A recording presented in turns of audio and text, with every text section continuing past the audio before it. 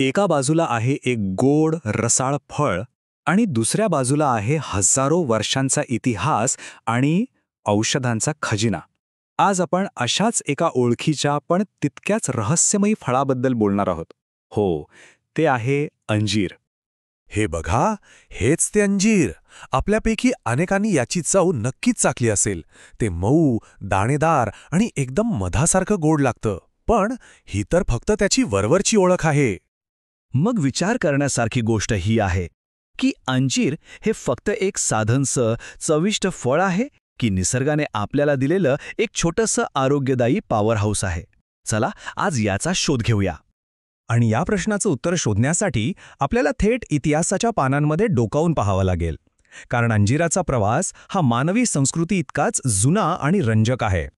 जरा विचार करा, ज्या काळात इजिप्तचे पिरामिड्ससुद्धा बांधले गेले नव्हते, त्याही आधीपासून मानव अंजिराची लागवड करत होता. म्हणजे तब्बल 11,000 वर्षांपासून हे फळ आपल्यासोबत आहे. खरं तर मानवाने पिकवलेल्या पहिल्या काही फळांपैकी हे एक आहे.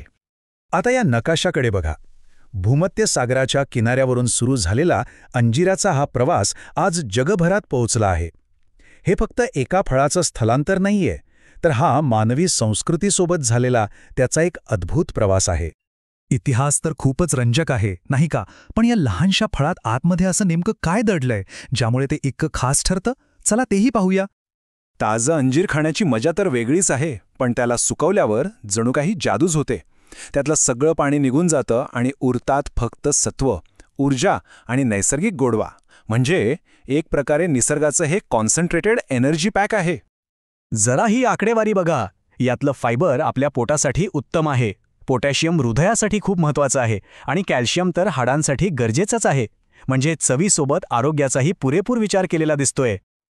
पण थांबा, खरी गोष्ट तर आत्ता सुरू होते. हे आकडे तर फक्त एक सुरुवात आहे. याच्या आत काही अत्यंत शक्तिशाली घटक लपलेले आहेत. आता हे जे काही क्लिष्ट वाटणारे शब्द दिसतायत ना, फेनॉलिक ॲसिड, फ्लेवोनॉइड्स, घाबरू नका. सोप्या भाषेत सांगायचं तर हे अंजिरामधले सुपरहिरो आहेत.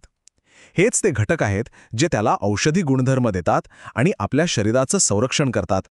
आणि गंमत म्हणजे आपल्या आजी आजोबांना ज्या गोष्टी अनुभवातून माहीत होत्या त्याच गोष्टी आजचं विज्ञान प्रयोगशाळेत सिद्ध करतंय.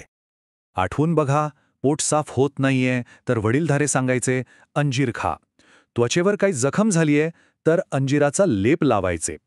हे घरगुती उपाय कित्येक पिढ्यांपासून आपल्या संस्कृतीचा भाग आहेत आणि ते काही विनाकारण नाहीयेत.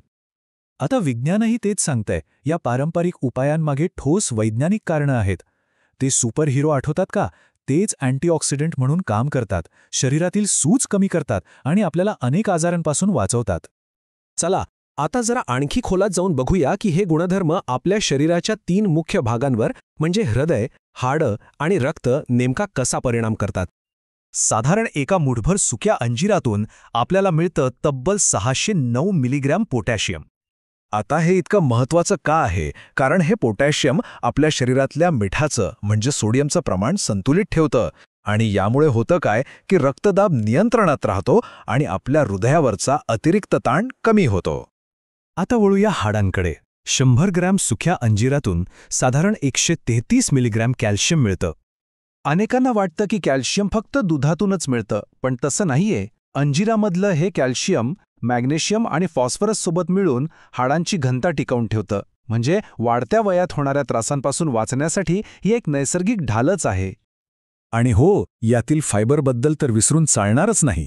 यातलं विरघळणारं फायबर म्हणजे जणू शरीरातला कचरा साफ करणारा एक घटक आहे.